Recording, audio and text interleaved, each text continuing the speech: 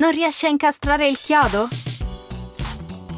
Usa la parte posteriore del martello per aiutarti. Facile!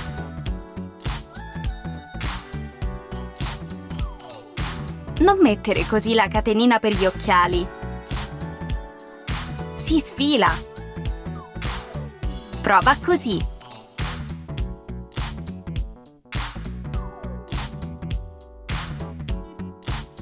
Molto più salda. La condensa fa attaccare la bottiglia al sottobicchiere? Spargi del sale. Problema risolto.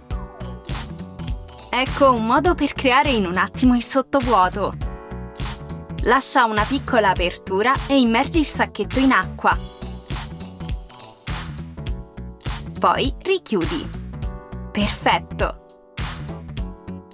Bastano una borsa di tela e 2 stampelle per ricavare spazio extra in armadio. Una soluzione intelligente per tenere in ordine la biancheria.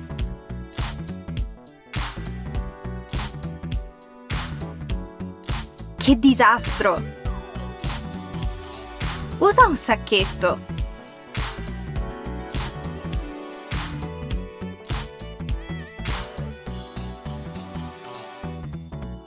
Più pratico e più pulito.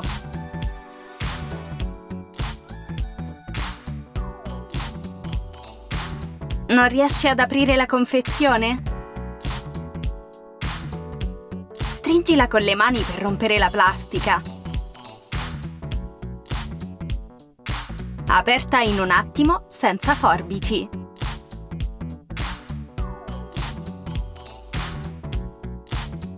Taglia il peperone in 4 parti, sovrapponile una sopra l'altra per tagliarlo più rapidamente.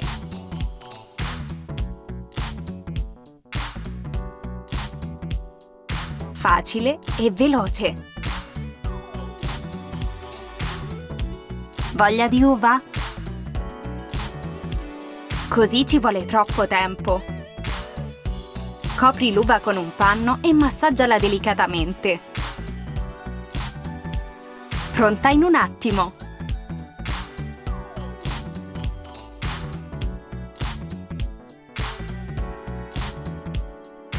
Stai usando male lo spremilimoni.